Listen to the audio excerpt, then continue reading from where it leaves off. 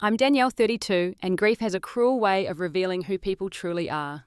1 month after burying my husband Marcus, I returned from my sister's to find the locks changed on our luxury home. My mother-in-law, Eleanor, stood in the doorway, her face a mask of practiced sympathy. "This house belongs to the family," she informed me coldly, "and you were just passing through." 7 years of marriage erased in a moment. I never imagined fighting for my home while still choosing burial flowers, but Eleanor severely underestimated what I was capable of. If you're watching this, I'd love to know where you're tuning in from. Hit that like button and subscribe to join our community of survivors and thrivers. Have you ever faced betrayal from someone who should have supported you most? Let me know in the comments below, and let's start this journey together. Marcus and I met at the annual Parker Foundation Charity Gala in Manhattan 8 years ago. I was 24, ambitious, and had just launched my interior design firm after 3 years working under one of the city's most demanding designers. That night, I'd finally secured an invitation through a client who appreciated my work transforming their Tribeca loft. The gala was held at the Metropolitan Museum of Art, and I felt thoroughly out of place among old money and established names. I wore a simple black dress I'd splurged on nursing a glass of champagne near a display of Renaissance paintings when a tall man with kind eyes approached. "You look about as comfortable as I feel at these things," he said with a smile that immediately put me at ease. That was Marcus Parker, heir to the Parker real estate development fortune, and ironically, one of the hosts of the event. Unlike the other wealthy attendees who seemed born in tailored suits, Marcus wore his success with a disarming humility. He had dark wavy hair, intelligent brown eyes, and a laugh that made everyone around him feel included in some wonderful secret. "Aren't you supposed to be working the room?" I asked, noticing the host ribbon on his lapel. "Technically, yes, but I'd much rather talk to the one person who's actually looking at the art instead of the guest list." We spent the rest of the evening talking about everything from architectural styles to our favorite hole-in-the-wall restaurants. Marcus wasn't impressed by my client list, which was tiny then, but was genuinely interested in my design philosophy and passion for creating spaces that reflected the people living in them. By the end of the night, I had met most of the Parker family. His father James, already battling the early stages of Parkinson's, had a firm handshake and warm eyes just like Marcus. His older brother Philip seemed pleasant enough, though clearly more focused on business connections than making me feel welcome. And then there was Eleanor Parker. I'll never forget our first meeting, how her eyes swept over me from head to toe, her smile never quite reaching her eyes. "Another designer," she said to Marcus, though the question was clearly meant for me to hear. "How creative of you." Marcus either didn't notice the subtle dismissal or chose to ignore it. "Mom Danielle isn't just any designer. You should see her portfolio. She has an incredible eye for honoring a home's history while making it livable for today." Eleanor's expression remained fixed in that perfect society smile. How lovely, though I've always found that good taste is inherited, not learned. Marcus called me the very next day, apologizing for his mother's behavior. "She's just protective," he explained. "The last few women I dated were more interested in the Parker name than in me." I understood, to a point. I'd grown up in a middle-class family in New Jersey, my father a high school teacher and my mother a nurse. We were comfortable, but certainly not wealthy. I'd worked through college on scholarship, built my business from nothing, and wasn't impressed by money, so much as what people chose to do with it. Our courtship was a whirlwind. Marcus took me to art exhibits, jazz clubs, and once memorably on a helicopter tour of the city, where he pointed out buildings his company had developed. I took him to street food festivals, vintage furniture markets, and introduced him to my small circle of hardworking friends who initially regarded him with suspicion before his genuine nature won them over. Throughout those early months, Eleanor maintained a polite but chilly distance. At Parker family dinners, she would casually mention other women from their social circle who were still asking about Marcus. She would reminisce about family traditions and private jokes that deliberately excluded me. Marcus would squeeze my hand under the table, his silent apology and reassurance. "She'll come around," he promised, "once she sees how happy you make me." When Marcus proposed 6 months later, Eleanor's disapproval became impossible to ignore. We announced our engagement at a family dinner at the Parker Mansion in Greenwich, Connecticut. Eleanor's fork clattered against her plate. "Isn't this rather sudden?" she asked, her voice tight. "The Parker engagement ring has been in our family for generations." Marcus smiled unperturbed. "Which is why I had a new one designed specifically for Danielle. I know she values things with their own history, not borrowed pedigrees." The 2-carat emerald-cut diamond he'd placed on my finger had been ethically sourced and set in a platinum band that incorporated small elements of my favorite architectural periods.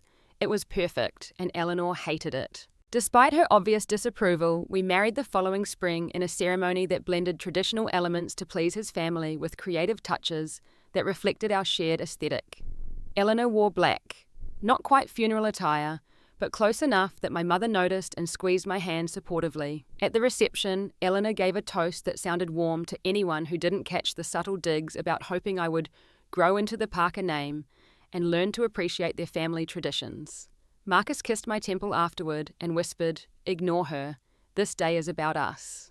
And for a while, it was about us. Marcus supported my growing design business, often recommending me to his business associates who needed help with their homes or offices. I worked hard to maintain my professional identity, refusing to become simply Mrs. Parker, even as my connection to the family opened doors. 2 years into our marriage, Marcus surprised me with our dream house. A stunning 6-bedroom colonial revival in Westchester County with gorgeous bones, but desperately in need of renovation. It sat on 3 acres with mature gardens, a pool house, and a view of the Hudson River in the distance. "It's a disaster zone right now," he admitted as we stood in the dusty grand entrance hall with its sweeping staircase. "But I immediately thought of you when I saw it. This house needs someone who can see its potential, not just its pedigree." The renovation became our shared passion.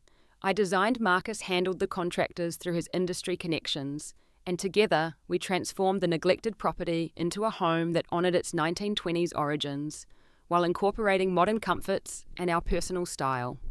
Eleanor visited once during the renovation, her lips pursed as she picked her way through construction debris. "The Parkers have always preferred federal style," she commented, running a finger along a dusty mantelpiece. "This colonial revival is rather common, isn't it?" "Actually, Mum," Marcus corrected her, "colonial revival was a deliberate choice by the original owner, who made his fortune in manufacturing rather than inheritance. He built this house as a statement that new money could create beauty equal to old traditions." I hid my smile as Eleanor's expression soured further. Marcus rarely contradicted his mother so directly. When the renovation was complete, we hosted a housewarming party. Eleanor arrived early, offering to help supervise the caterers, which really meant rearranging my carefully planned table settings and questioning my choice of wines. "Crystal stemware with these rustic centerpieces," she asked deliberately, loud enough for our early arriving guests to hear. "Such an unusual choice." Marcus appeared at my side, champagne flutes in hand. "Unusual and brilliant, he said firmly. "The contrast makes both elements more interesting, just like Danielle and me. For 7 years, we built our life together in that house. My business grew to a team of 6 designers, with offices in Manhattan and Westchester. Marcus expanded Parker Developments into sustainable building practices, sometimes facing resistance from the more traditional board members, including his brother Philip. We talked about starting a family, but always found reasons to wait another year. My business was at a critical growth stage.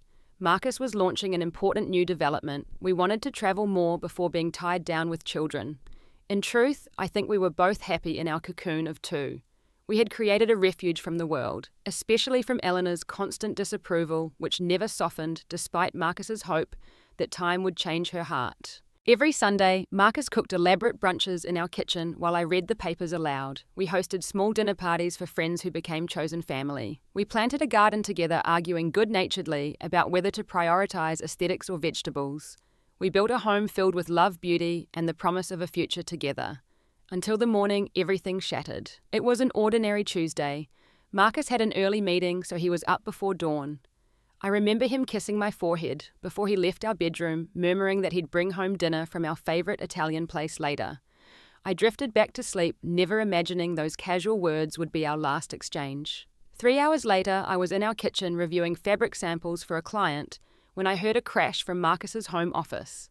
I called his name thinking he'd returned early, but got no response. When I pushed open the door, I found him collapsed on the floor, his face grey, one hand clutching his chest. The next moments exist in my memory as disjointed fragments. Calling 911, performing CPR as the dispatcher counted beats, the wail of the ambulance, the paramedics pushing me gently aside, the silent, awful ride to the hospital with Marcus unconscious on a stretcher. In the emergency room, a team of doctors worked frantically, while a kind-faced nurse led me to a private waiting area. I called Philip first, my voice barely functioning as I explained that something was terribly wrong with Marcus. He promised to contact Eleanor and meet me at the hospital. An hour later, a doctor with exhausted eyes entered the waiting room where I now sat with Philip and Eleanor. I knew from his expression before he spoke a single word. "Mrs. Parker, I'm so sorry. Your husband suffered a massive cardiac event. Despite our best efforts, we couldn't revive him." Eleanor made a sound between a gasp and a wail. Philip's arm went around her shoulders. I stood perfectly still, unable to process the words that had just destroyed my world. "That's impossible," I finally said. "He's 36. He's healthy. We just went hiking last weekend." The doctor explained that preliminary findings suggested an undiagnosed congenital heart defect, a ticking time bomb Marcus had carried his entire life without knowing. Additional tests would tell us more, but nothing would change the central devastating fact Marcus was gone. I asked to see him. Eleanor immediately objected. "Family should go first," she said firmly. "I am his family." I replied, too numb for anger. "I'm his wife." The doctor mercifully intervened, allowing all of us to say goodbye together. Marcus looked peaceful, almost as if he was sleeping, except for the unnatural stillness and the absence of his vibrant energy that had always filled any room he occupied. I touched his still warm hand, kissed his forehead, and whispered, "I love you," while Eleanor sobbed dramatically beside me. Even in my shock, I noticed she positioned herself prominently as if her grief deserved center stage. The next days passed in a blur of horrible practicalities: the funeral home, the obituary, the calls to friends and extended family. Through it all, Eleanor increasingly took control, often making decisions without consulting me. "The Parkers have always used Harrison Funeral Home," she informed me, when I suggested a place closer to our home. "Marcus should be buried in the family plot in Greenwich," she insisted when I mentioned that we had once talked about cremation. "The reception will be at our family home, of course," she stated, dismissing the idea of gathering at the house Marcus and I had shared. I was too devastated to fight. Each morning I woke to the fresh shock that Marcus was gone. Each night I lay awake in our bed, reaching for someone who would never return. Grief consumed my energy, leaving little strength for battling Eleanor's takeover of the funeral arrangements. The service itself was a surreal experience. Hundreds attended: business associates, friends, extended family, many people I'd never met who claimed close relationships with Marcus. Eleanor positioned herself in the front row of the church, directing the seating arrangements, so that I was separated from my own parents by several of Marcus's cousins. She had chosen formal traditional arrangements of white lilies and roses, though Marcus had always preferred wildflowers and living plants. The minister spoke of Marcus as the Parker heir, and continuing his father's legacy, barely mentioning our marriage or the passionate environmental initiatives that had defined his recent work. During the reception at the Parker family mansion, Eleanor held court in the center of the grand living room, accepting condolences, while I found myself constantly pushed to the periphery. Several times I overheard her referring to me as poor Danielle, or Marcus's young wife, as if our 7-year marriage had been a brief footnote in the Parker family's story. My friend Rachel, who had known us both since before we married, found me hiding in the library. "This is grotesque," she whispered fiercely. "Marcus would hate every minute of this stuffy charade." I nodded, too exhausted to cry anymore. "I know, but I can't fight her right now. I just need to get through this day." "You should take some time away," Rachel suggested. "Come stay with David and me for a while, or go to your sister's in Boston." The idea of escaping even briefly suddenly seemed like the only way I would survive. After the reception, I called my sister Amy, who immediately offered her guest room for as long as I needed. "Just get in the car and drive up here," she urged. "You need space to grieve without that woman hovering over you." I decided to leave the next morning. I packed enough for 2 weeks, including the journals Marcus and I had kept during our home renovation, a tangible reminder of our shared dreams. I arranged for my assistant to handle the most pressing client matters and asked our housekeeper Rosa to check on the house periodically. Before leaving, I called Eleanor to inform her of my plans, a courtesy she didn't deserve, but that Marcus would have expected of me. "I think that's very wise," she said, her voice suspiciously agreeable. "You take all the time you need to process. The family will handle everything else." Something in her tone raised a warning flag, but in my grief-fogged state, I couldn't identify what felt wrong about her response. I was simply relieved not to face an argument. The 2 weeks with Amy were a sanctuary. Her small Cambridge apartment offered anonymity and distance from the suffocating weight of the Parker family dynamics. Amy took time off work and we walked along the Charles River for hours each day. Sometimes we talked about Marcus, sometimes about our childhood, often about nothing at all. She didn't push me to move forward or find closure. Empty phrases people offer when they're uncomfortable with raw grief. During my second week there, I received several concerning texts from Michael Marcus's best friend since college and the person who had introduced him to sustainable architecture. Eleanor's been at the house multiple times. Rosa called me. One message read, "Something feels off. When are you coming back?" asked another. I called Michael, who was uncharacteristically hesitant. "I don't want to add to your stress right now," he said, "but I think Eleanor might be making arrangements." "What kind of arrangements?" I asked. "I'm not sure exactly, but Philip mentioned something about securing family assets when I saw him yesterday. I think you should come home, Danielle." I decided to cut my visit short. I thanked Amy, promised to call her daily, and drove the 4 hours back to Westchester the next morning. As I turned onto our tree-lined street, a sense of dread settled in my stomach. Something was wrong. Our house looked the same from the outside, the elegant colonial revival with its fresh paint and meticulous landscaping, but it felt different. I pulled into the circular driveway and immediately noticed Eleanor's silver Mercedes, parked where Marcus usually left his car. More alarming were the unfamiliar moving boxes stacked near the side entrance. I approached the front door and inserted my key. It didn't work. Frowning, I tried again, jiggling the lock, but the key wouldn't turn. I rang the doorbell, hearing its familiar chime echo through the house. Marcus and I had lovingly restored. After a long moment, the door opened to reveal Eleanor, dressed immaculately, as always. Her expression, a carefully composed mask of sympathy that didn't reach her eyes. "Danielle, you're back earlier than expected," she said, making no move to let me enter. "My key doesn't work," I said, still too confused to be angry. "Yes, well, I had the locks changed. Security concerns, you understand. So much valuable family property inside." I stared at her in disbelief. "This is my house, Eleanor. Mine and Marcus's." Her smile tightened. "This house belongs to the Parker family," she said with chilling finality. "And you were just passing through." I stood on my own doorstep, keys useless in my hand, struggling to comprehend Eleanor's words. "What are you talking about? Marcus and I bought this house together. We renovated it together. This is my home." Eleanor's expression remained impassive. The house was purchased with Parker family money and is held in a Parker family trust.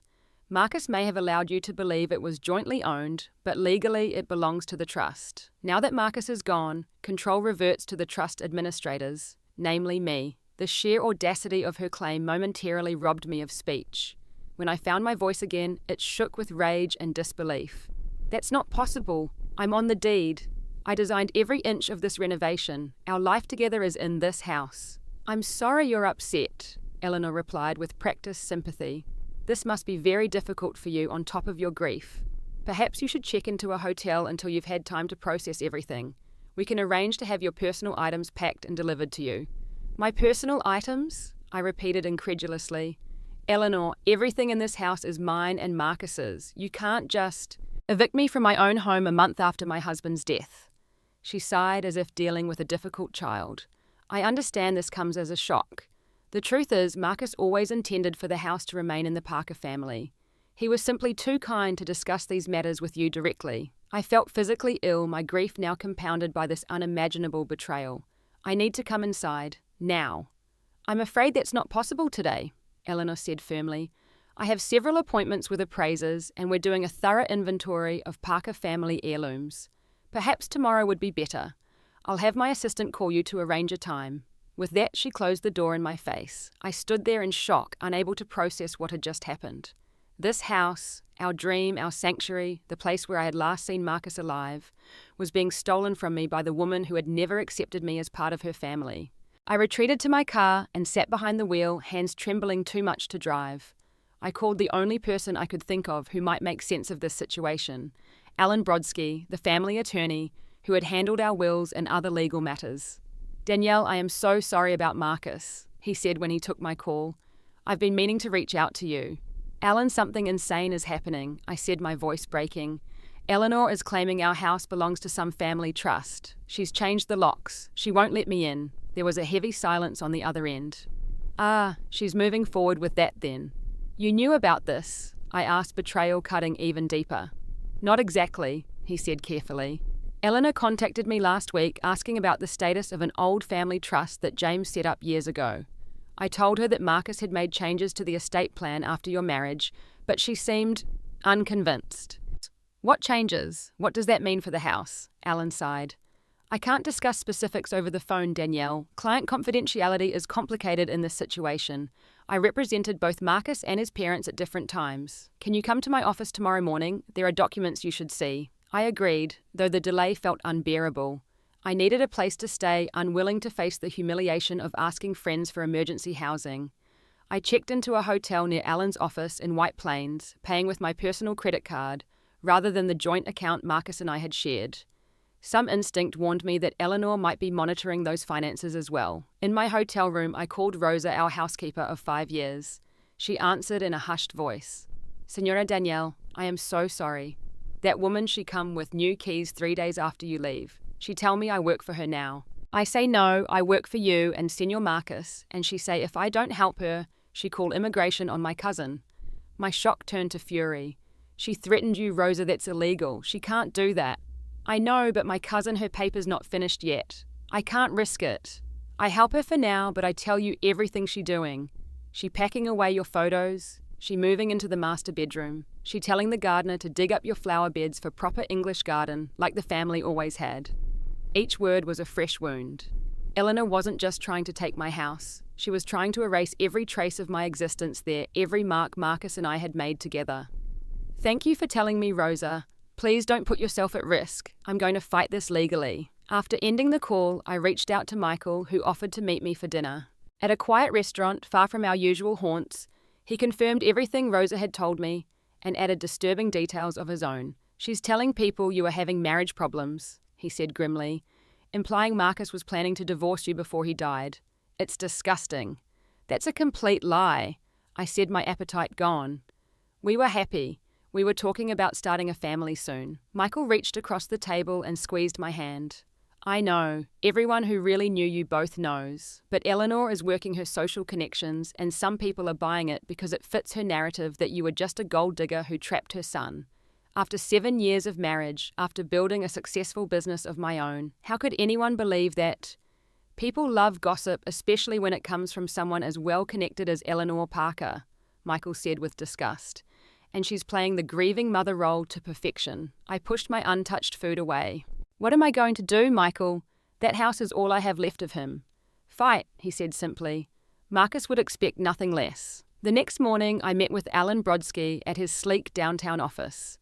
In his 60s, with silver hair and kind eyes, Alan had been the Parker family attorney for decades, but had always treated me with respect.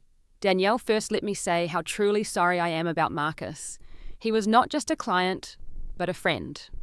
Thank you, I said, having heard so many condolences that the words had lost meaning. But right now I need to understand what's happening with our house. Alan nodded, opening a thick file on his desk. The situation is complicated. The house was indeed purchased using Parker family money, but Marcus was very clear about his intentions regarding your marital home. He showed me the original purchase documents. The house had been bought through a Parker family LLC, but Marcus had later transferred ownership to both our names. Eleanor is basing her claim on a family trust James established before his Parkinson's diagnosis. It placed certain family properties under trustee control to avoid estate taxes. Eleanor is now claiming the house falls under that trust's umbrella. But it doesn't, I said, confusion mounting. Alan's expression grew troubled, not according to the updated documents Marcus filed after your marriage. However, Eleanor is contesting those changes, claiming Marcus made them without fully understanding the implications. That's ridiculous. Marcus was a real estate developer. He understood property law better than most attorneys. I agree, but Eleanor has engaged separate counsel, not me, and they're preparing to argue that Marcus was unduly influenced to change these designations.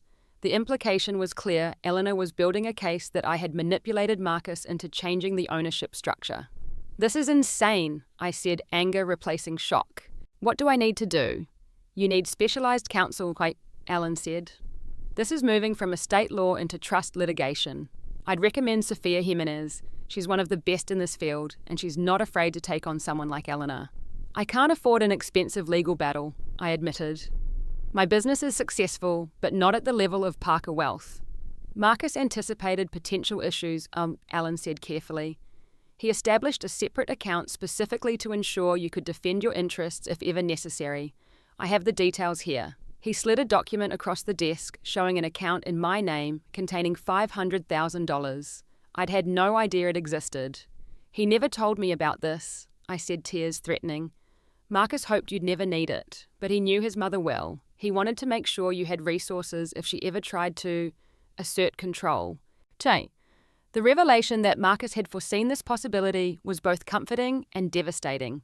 He had known, even while reassuring me, that Eleanor would eventually accept me, that she might one day try to push me out of the family entirely. Armed with Alan's referral and the unexpected financial cushion, I contacted Sofia Jimenez that same day. She agreed to meet me immediately, recognizing the urgency of the situation. Sofia's office projected a very different image from Alan's traditional law firm. Modern art adorned the walls, and Sofia herself, a sharp-eyed woman in her 40s, with a no-nonsense demeanor, wore a bold red suit rather than the expected conservative attire. I've reviewed the information Alan sent over, she said after brief introductions. Eleanor Parker is attempting a classic power play banking on your emotional vulnerability and her social connections to steamroll you out of your rights. Her directness was exactly what I needed. How do we stop her? First, we need to get you back into your house. The property transfer to both your names is clear and legally binding. The trust argument is a delay tactic, not a legitimate legal position. Sofia tapped her tablet, bringing up a calendar. I can have an emergency motion before a judge tomorrow morning. In the meantime, we need to document everything. She outlined a strategy involving police escort to retrieve essential belongings, formal cease and desist letters to Eleanor and anyone helping her, and immediate filing for control of all marital assets, pending final determination. Be prepared, Sofia warned. Eleanor will likely make this as unpleasant as possible. She'll use your grief against you, painting you as emotionally unstable. She'll leverage her social position to turn mutual friends against you. This will get worse before it gets better. I understand. I said, a strange calm settling over me as the path forward became clear. Marcus would fight for me if the situation were reversed. I won't let Eleanor erase our life together. The following day, I returned to my home accompanied by Sofia, a police officer, and a court order, granting me access to retrieve personal belongings while the ownership dispute was adjudicated. Eleanor answered the door in a cashmere twin set and pearls, her expression shifting from surprise to calculated distress when she saw the police officer. This is completely unnecessary, she said, hand fluttering to her throat in a performance of shock. Danielle, if you needed something, you could have simply called. Mrs. Parker, the officer said professionally, I have a court order authorizing Mrs. Danielle Parker to enter the premises and collect personal belongings. Please step aside. Eleanor's mask slipped for just a moment, revealing the cold fury beneath before she composed herself. Of course, officer. I have nothing to hide. Danielle is welcome to her personal items. Entering my own home as if I were a visitor felt surreal. In just 2 weeks, Eleanor had made significant changes. The entryway table that had held photos of Marcus and me was now dominated by formal Parker family portraits, from which I was conspicuously absent. The living room furniture had been rearranged to echo the layout of the Parker family home in Greenwich. Most disturbing was the master bedroom, our bedroom. Eleanor had moved in completely her clothes in the closet Marcus and I had shared her toiletries, arranged on the bathroom counter where mine had once been. She had even changed the bedding to the heavy brocade she preferred over the simple linen Marcus and I had chosen together. Please note and photograph all alterations to the property, Sofia instructed quietly as we moved through the house. Documentation is crucial.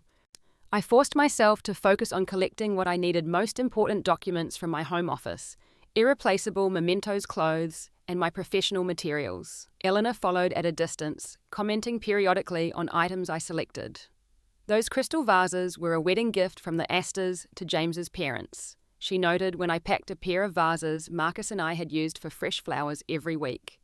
Actually, these were a wedding gift to Marcus and me from my parents.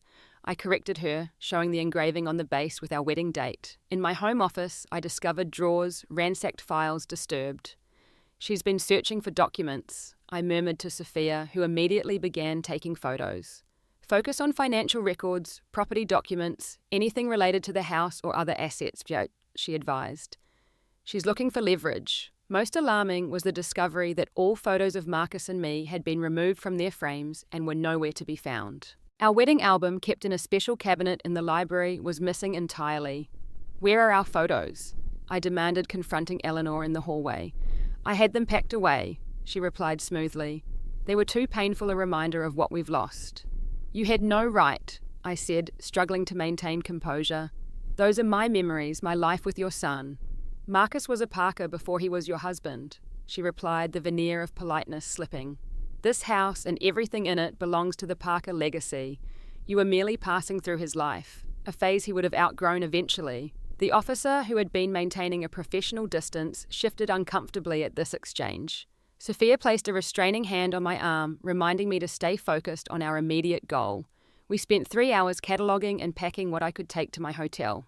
As we prepared to leave, Eleanor made a point of having Rosa change the security code on the alarm system within my hearing, a final reminder that I was now an outsider in my own home. In the car afterward, I finally broke down the accumulated grief and shock overwhelming me. Sophia waited quietly, then handed me a tissue when I regained control. "That was the hardest part," she assured me. "Now we fight back through the proper channels. Eleanor thinks her money and connections put her above the law. We're going to prove her wrong." What I didn't realize then was how much worse things would get before Eleanor was finally forced to face the consequences of her actions. The legal battle was just beginning, and she had been preparing for this moment since the day Marcus and I got married. The days following my forced visitation to my own home blurred into a nightmare of legal filings, emotional upheaval, and growing financial anxiety. I moved from the hotel to a small furnished apartment in White Plains, unwilling to deplete Marcus's emergency fund any faster than necessary. Eleanor's legal strategy quickly revealed itself. Her attorney, Bradford Wells, a contemporary of hers known for aggressive tactics, filed motions contesting not just the house ownership but control of all marital assets. Suddenly, joint accounts were frozen, investments were locked, and even my business accounts came under scrutiny because Marcus had initially helped with startup funding. "She's trying to starve you out," Sophia explained during an early morning strategy session in her office. "It's a common tactic when one party has substantially deeper pockets. She's hoping you'll settle quickly just to regain access to operating funds." "I won't," I said firmly. "This isn't about money, it's about honouring what Marcus and I built together." Sophia nodded approvingly. "That's the right attitude." Meanwhile, I've petitioned the court for release of reasonable living and business expenses from the joint accounts. Judge Watkins is fair-minded. I think we'll get temporary relief while the larger issues are litigated. The legal process moved at an excruciating pace, each filing met with counter-motions and delays. Eleanor's team requested extensive discovery, demanding years of financial records, text messages between Marcus and me, even my client communications. A fishing expedition designed to find anything that could portray me as financially motivated in our relationship. While the attorneys battled on paper, Eleanor waged a more insidious campaign in our social circles. Friends reported back that she was hosting small gatherings at my house, family gatherings she called them, where she subtly rewrote the narrative of Marcus's and my marriage. Rachel attended one such event, posing as a sympathetic ear, and reported back what she'd heard. "It's unbelievable," she fumed over coffee. "Eleanor is telling people that you and Marcus were living separate lives toward the end, that he'd confided to her he was unhappy. She even implied that the stress of your demands might have contributed to his heart attack." "That's disgusting," I said, physically nauseated by the thought. "We were happier than ever. We were finally talking seriously about starting a family." "I know," Rachel said, squeezing my hand. "Everyone who really knew you both knows she's lying, but Eleanor is very convincing to people on the periphery. She cries at exactly the right moments. She says she doesn't want to speak ill of you, and then proceeds to do exactly that." The emotional toll was immense. Grieving Marcus while simultaneously fighting his mother for our shared legacy left me exhausted. I lost weight, struggled to sleep, found it difficult to focus on the design projects that had once been my passion. My small team kept the business running, but clients sensed my distraction, and new commissions slowed to a trickle. 6 weeks into the legal battle, Eleanor escalated further by filing for a restraining order against me, claiming I had made threatening phone calls and appeared at the house at odd hours disturbing her peace. "This is absurd," I told Sophia when the papers were served.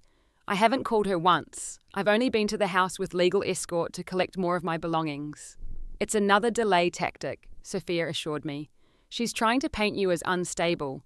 We'll get it dismissed, but it means another hearing, another delay, while the clock runs on your resources. The restraining order hearing was my first face-to-face encounter with Eleanor since the police-escorted visit to collect my things. She entered the courtroom, leaning heavily on Philip's arm, dressed conservatively in navy blue, the perfect picture of a grieving mother being harassed by an unbalanced daughter-in-law. When called to testify, Eleanor spun a fiction so divorced from reality that I could barely contain my outrage. She claimed I had called repeatedly in the middle of the night, breathing heavily into the phone, that neighbours had reported seeing me watching the house from my car, that she feared for her safety because I had once mentioned knowing people who could take care of problems during a family dinner years ago, a comment I had never made. Fortunately, Sophia was prepared. She presented phone records showing no calls from any of my numbers to Eleanor's. She had affidavits from my new neighbours confirming my whereabouts during the times Eleanor claimed I was stalking the house. Most damaging to Eleanor's case, she had a statement from the Parkers' longtime cook about the family dinner where I had supposedly made threatening comments. The cook confirmed I had said nothing of the sort and had actually been complimenting Eleanor's charity work that evening. Judge Watkins saw through the fabrications and dismissed the restraining order, but not before warning both parties against using the court for tactical advantages rather than legitimate grievances. As we left the courtroom, Eleanor brushed past me with Philip at her side. "You're fighting a losing battle, Danielle," she murmured just loudly enough for me to hear. "The Parkers always protect what's theirs." Philip at least had the grace to look uncomfortable, avoiding my eyes as they passed. I had always had a cordial, if distant, relationship with Marcus's brother, and his complicity in Eleanor's schemes felt like yet another betrayal. The restraining order incident marked a turning point in the court of public opinion. Eleanor had overplayed her hand, and people began to question her motives and methods. Friends who had been keeping a cautious distance reached out again. Business associates of Marcus's expressed concerns about Eleanor's behaviour. Most significantly, the incident prompted Michael to come forward with potentially crucial information. "I should have told you sooner," he said, when we met at a quiet cafe away from prying eyes. "But Marcus swore me to secrecy, and I wasn't sure if revealing it now would help or hurt you." "Told me what?" I asked, hope and trepidation mingling. Michael took a deep breath. "About 3 years ago, after that big fight at Christmas, when Eleanor reduced you to tears over the table settings, Marcus started keeping records. Documentation of every slight, every manipulative comment, every attempt to undermine your marriage." I stared at him in shock. "What kind of records?" Journals mostly, and some recordings of conversations with his mother where she revealed her true feelings about you. He kept them in a safety deposit box, not at home or at the office where she might find them. "Why would he document all that?" Michael looked pained. He said it was insurance, that he hoped he'd never need it, but if Eleanor ever tried to hurt you or push you out of his life, he wanted evidence of her pattern of behaviour. He called it his nuclear option, proof that would destroy his relationship with his mother if revealed, but protection for you if ever needed. "Did he tell you where this safety deposit box is?" I asked, mind racing. "No, just that it existed. He gave me a sealed envelope, once told me to give it to you if anything ever happened to him. I assumed it was just a personal letter, so after the funeral, I left it with his other personal effects at the house in his desk drawer." My heart sank. "Which Eleanor now controls completely." "I'm so sorry, Danielle. I should have given it directly to you." I shook my head. "You couldn't have known what was happening, but this is important information. If we can find that safety deposit box key..." I immediately called Sophia, who agreed the information could be crucial, but cautioned against getting our hopes too high. "Even if the journals exist, we'd need to prove they're authentic and contemporaneous," she warned. "But if Marcus really did record conversations with his mother, that could be powerful evidence of her intent to exclude you from family assets." The search for the mysterious safety deposit box became our new focus. Sophia filed motions for more complete inventory of Marcus's personal effects and office contents. We subpoenaed records from every bank where the Parkers held accounts, looking for evidence of a safety deposit box in Marcus's name. Eleanor, apparently sensing the shift in momentum, made her first settlement offer, a buyout that would give me a fraction of the house's value in exchange for walking away completely. The offer came with a comprehensive non-disclosure agreement that would prevent me from ever discussing Eleanor's behaviour publicly. "She's getting nervous," Sophia observed when we reviewed the offer. But this is insultingly low. I recommend we counter, but only to establish that we're willing to negotiate in good faith. I agreed to a counteroffer, though the idea of putting a price tag on my home with Marcus, on our dreams and memories, felt wrong at a fundamental level. We demanded full value for my half of the house, plus damages for emotional distress and the business opportunities I'd lost during the months of litigation. Eleanor's response was swift and venomous. She doubled down on her claims that Marcus had been planning to leave me, now adding the outrageous allegation that I had been unfaithful during our marriage. "This is a new low," Sophia said grimly when we received the filing. "But it's actually good news. She's desperate, throwing everything at the wall to see what sticks. She knows she's losing ground legally, so she's trying to assassinate your character instead." The false infidelity claims pushed me past anger into a cold, clear determination. "I want to go on the offensive," I told Sophia. "No more just responding to her attacks. Let's depose everyone who worked in our home. Let's subpoena the security company that monitored our property. They'll have logs of when Eleanor started visiting while I was away. Let's get statements from Marcus's friends about the state of our marriage." Sophia smiled for the first time in weeks. "Now you're thinking like a litigator. Let's build a case that's so strong Eleanor will have no choice but to back down." We began an aggressive campaign of discovery subpoenas and depositions. Rosa provided a detailed affidavit about Eleanor's takeover of the house, including her threats regarding Rosa's cousin. The gardener confirmed Eleanor had ordered the destruction of the rose garden Marcus and I had planted together on our 5th anniversary. Most damaging, our security company provided logs showing Eleanor had entered our home using an old emergency key the day after I left for my sister's, 2 weeks before she claimed to have secured the property due to abandonment. The turning point came unexpectedly through Philip of all people. Sophia deposed him about the family trust Eleanor claimed controlled the house. Under oath, with his own attorney present, Philip admitted that Marcus had explicitly removed the house from the trust after our marriage. "He was very clear about it," Philip testified. "He said the house was his and Danielle's home, not a Parker family asset. Mother was furious, but father supported Marcus's decision. He said every man deserves to build his own legacy." "Did Mrs. Eleanor Parker accept this decision?" Sophia asked. Philip shifted uncomfortably. "Not entirely. She continued to refer to it as the new Parker property rather than Marcus and Danielle's home. But legally, she knew it had been removed from the family holdings. So the current claim that the house belongs to the family trust is to your knowledge false." Philip glanced at his own attorney, who nodded slightly. "Yes," he finally said. "The house is not part of the trust. It hasn't been for years. Eleanor's case was crumbling, but we still hadn't located the safety deposit box Michael had mentioned. Sophia had subpoenaed records from 23 banks, and none showed a box in Marcus's name or our joint names. He must have used a different name, I reasoned. Or a corporate entity. Then I remembered something.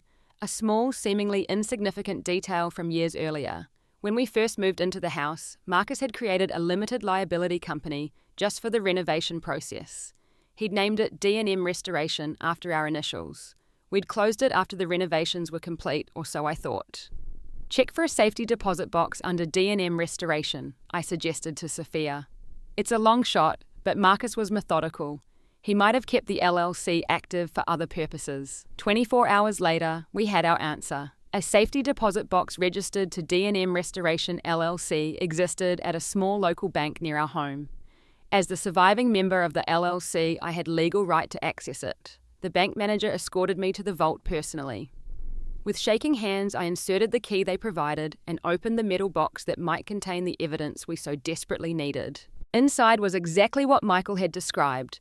3 leather-bound journals, a USB drive and a sealed envelope, with my name written in Marcus's distinctive handwriting. I signed the necessary forms to remove the contents, clutching them to my chest, as if they might disappear. Back at Sophia's office, we began reviewing the materials. The journals documented in meticulous detail Eleanor's campaign of subtle undermining passive-aggressive comments and direct attempts to create distance between Marcus and me. He had recorded dates, times, exact quotes, and his observations about her intentions. The USB drive contained audio recordings, conversations between Marcus and Eleanor, where she spoke frankly about her feelings toward me. In one particularly damning recording from just 6 months before his death, Eleanor explicitly stated that she considered me temporary, that Parker properties stay with Parker blood, and that she was confident I would move on to the next wealthy prospect, when Marcus came to his senses. Most heartbreaking was Marcus's letter to me written just a year before his death. My darling Danielle, if you're reading this, something has happened to me and my mother is likely causing you pain. I've known for years that she would never truly accept you, though I kept hoping time would change her heart. I'm so sorry for not confronting her more directly, for allowing her small cruelties in the name of family peace. The enclosed journals and recordings are my attempt to protect you if the worst should happen. Mother has always been obsessed with the Parker legacy, often at the expense of actual Parker happiness. I've tried to legally secure our home and assets for you, but I know she will fight you for them if given the opportunity. Use these materials if needed, but know this breaks my heart even contemplating it. I had hoped to have decades more with you to build our family in the home we created together. Whatever happens, remember that you made me happier than I ever thought possible, and the life we built was exactly what I wanted. All my love, Marcus. I couldn't hold back tears as I read his words, hearing his voice so clearly in every line. He had known, had seen the threat Eleanor posed to Mayen, but had hoped to shield me from the worst of it. Now even from beyond the grave he was protecting me. Sophia reviewed the materials with growing confidence. This changes everything, she said. The recordings in particular are devastating to Eleanor's claims. They directly contradict her testimony about supporting your marriage and respecting Marcus's wishes. We prepared to file the new evidence with the court, but first approached Eleanor's attorney with a final opportunity to settle. We outlined what we had discovered and offered reasonable terms. I would retain the house and my business free and clear. Eleanor would publicly retract her false allegations. The Parker family heirlooms would be fairly divided according to Marcus's expressed wishes. Bradford Wells, Eleanor's attorney, requested 24 hours to consult with his client. The next morning, he called Sophia, requesting an urgent meeting with all parties present. In Sophia's conference room, Eleanor appeared noticeably subdued, the imperious confidence replaced by a brittle tension. Philip accompanied her along with Bradford. Before we begin, Bradford stated formally, Mrs. Eleanor Parker wishes to make a statement. Eleanor cleared her throat, avoiding my eyes.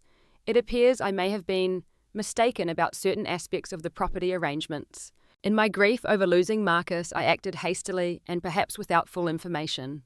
It was the closest thing to an admission of wrongdoing I expected to hear from her. Bradford outlined a settlement offer that essentially met all our demands. I would retain the house, receive a substantial cash settlement for damages, and regain complete control of my business accounts. In exchange, the recordings and journals would remain sealed, referenced in the settlement, but not filed publicly with the court. She's trying to save face, Sophia murmured to me. The terms are excellent, but the decision is yours. We could take this to trial and win decisively.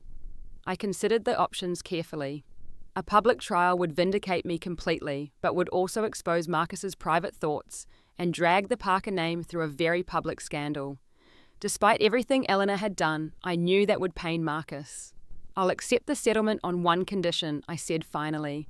Eleanor must vacate my home immediately, today, and return all items she removed, including our photos and wedding album. Eleanor's lips thinned, but she nodded stiffly. The personal photos will be returned. Some items may have been misplaced during the transition. Then we have an agreement, I said, feeling the weight of months of battle beginning to lift. I don't want a war with my husband's family. I just want what Marcus and I built together. Philip, who had remained silent throughout the meeting, finally spoke. Danielle, for whatever it's worth, I'm sorry for my part in this. Marcus would be ashamed of how we've treated you. Eleanor shot him a venomous look, but said nothing. The attorneys spent the next several hours drafting and reviewing the settlement documents, and by late afternoon, it was done. I had won. Or rather, Marcus and I had won together one final time. Returning to my home that evening was both a victory and a fresh wound. Eleanor had indeed vacated the premises as agreed, but her presence lingered in disturbed furniture, rearranged rooms, and the faint scent of her signature perfume. Rosa had stayed behind to help me settle in her relief at Eleanor's departure, evident in her enthusiastic cleaning of every surface, as if trying to scrub away the last traces of the woman's presence. I find these in attic, she told me, presenting a box containing the missing photo albums and framed pictures Eleanor had removed. She hide them, but not throw away. I think maybe she not so cold as she pretend. I wasn't as generous in my assessment, suspecting Eleanor had kept the photos as potential leverage rather than from any sentimental attachment. Still, I was grateful to have these precious memories back in my possession. That first night back in our home, my home now, I slept in the guest room, unable to face the master bedroom Eleanor had occupied. The house felt simultaneously familiar and foreign, like returning to a beloved place after a long absence, only to find it subtly altered. In the morning light, I began the process of reclaiming my space. I moved furniture back to where Marcus and I had placed it. I rehung our photos on walls that had been temporarily adorned with Parker family portraits. I opened windows to release the lingering scent of Eleanor's perfume and let in fresh air. The process was cathartic but painful, each adjustment a reminder of what I had lost and what I had fought to preserve. The settlement had given me legal ownership of our home and financial security, but it couldn't restore the sense of sanctuary the house had once provided. In the weeks that followed, I gradually found my footing again. My business slowly rebounded as I refocused my energy on design work. Friends who had kept a cautious distance during the legal battle returned, sometimes with apologies, always with support. The gossip Eleanor had spread lost power as the truth of our settlement became known in our social circles. Philip reached out cautiously, offering to help sort through Marcus's remaining business affairs. Unlike Eleanor, he seemed genuinely remorseful about his role in the conflict. Over coffee at a neutral cafe, he offered insights I hadn't expected. "Mother has always been possessive of the Parker name, the Parker legacy," he explained. When Father's Parkinson's worsened, she became almost obsessed with preserving what she saw as our heritage. Marcus challenged that by choosing his own path by choosing you. "He loved your families," I said. "He never rejected his heritage. He just wanted to build something of his own as well." Philip nodded. "I know that now. I should have supported him, and you, more firmly. It was easier to stay quiet, to let Mother take the lead as she always has. I'm not proud of that." Day. His apology felt sincere, and I found myself willing to maintain a cautious relationship with my brother-in-law, though Eleanor remained firmly beyond the boundaries I had established for my own well-being. The hardest decision was what to do with the house long-term. Every corner held memories of Marcus, some comforting, others now painful in his absence. For weeks I debated selling and starting fresh elsewhere, but ultimately decided that would be another victory for Eleanor, erasing the home Marcus and I had created together.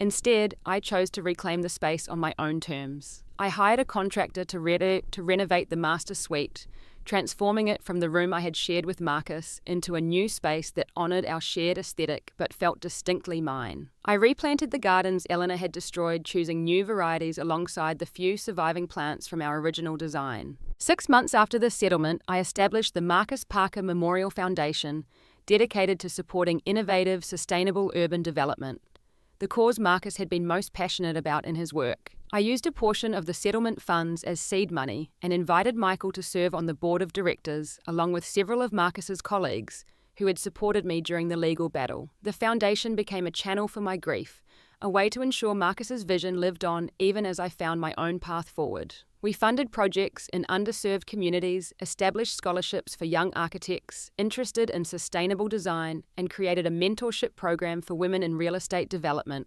all causes Marcus had championed. Eleanor.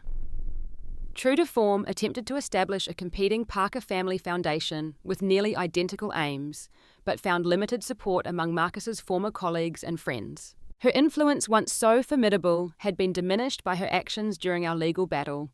The recordings might remain sealed under our settlement agreement, but enough details had emerged to damage her standing in the philanthropic community she had once dominated. On the 1-year anniversary of Marcus's death, I hosted a small gathering at our home. No longer the house Eleanor had tried to claim, but truly my home, shaped by my choices, while honouring the foundation Marcus and I had built together. Friends, colleagues, and family members who had stood by me gathered in the garden to share memories and celebrate Marcus's life. Michael arrived early to help with preparations, his steady support over the difficult year having deepened our friendship in unexpected ways. As we arranged chairs on the terrace overlooking the newly restored garden, he paused, looking out at the blooming flowers. "Marcus would love what you've done here," he said. "Not just with the house, but with everything. Standing up for yourself, continuing his work through the foundation building, something new from the wreckage. Some days I still can't believe he's gone," I admitted. "Or that Eleanor could be so cruel in the aftermath." "Eleanor saw you as temporary," Michael said. "She never understood that what you and Marcus built together was meant to last beyond both of you." As guests arrived and the memorial gathering unfolded, I felt a shift within myself. Not an ending to grief, which I knew would always be part of me, but a transformation. The battle with Eleanor, as painful as it had been, had forced me to find strength I hadn't known I possessed. The home I had fought for had become not just a memorial to my life with Marcus, but the foundation for whatever came next. Later that evening, after all the guests had departed, I sat alone in the garden as twilight descended. In the peaceful silence, I could almost feel Marcus's presence, not in the painful, acute way of early grief, but as a gentle certainty that he would approve of the path I had chosen. The house Eleanor had tried to claim stood behind me, windows glowing with warm light against the gathering darkness. Inside were the memories Eleanor had tried to erase and the new life I was carefully building. Whatever the future held, I had preserved what mattered most, not just a physical structure, but the legacy of love that had created it. Eleanor had severely underestimated what I was capable of defending. In her mind, I had been just passing through the Parker family story. She never understood that Marcus and I had been writing our own story all along, one that would continue in new and unexpected chapters long after her attempts to erase me had failed. What I realized through this painful journey was that home isn't just about legal ownership or family names. It's about the life you build, the memories you create, and the love that transforms spaces into sanctuaries. Eleanor could claim Parker heirlooms and invoke Parker traditions, but she could never claim the home Marcus and I had created together, because she had never understood what made it a home in the first place. Have you ever had to fight for what was rightfully yours against someone who tried to take advantage of your vulnerability? Share your story in the comments below. If this resonated with you, please like this video and subscribe to hear more stories of resilience and recovery. Remember, sometimes the family we choose is more important than the family we're born or married into. Thank you for listening to my journey, and I hope it gives strength to anyone facing similar battles.